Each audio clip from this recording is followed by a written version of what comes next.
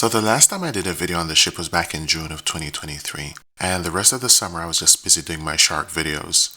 In September, my drone was no longer legal to fly, but that's a whole different story which I'll explain in a follow-up video.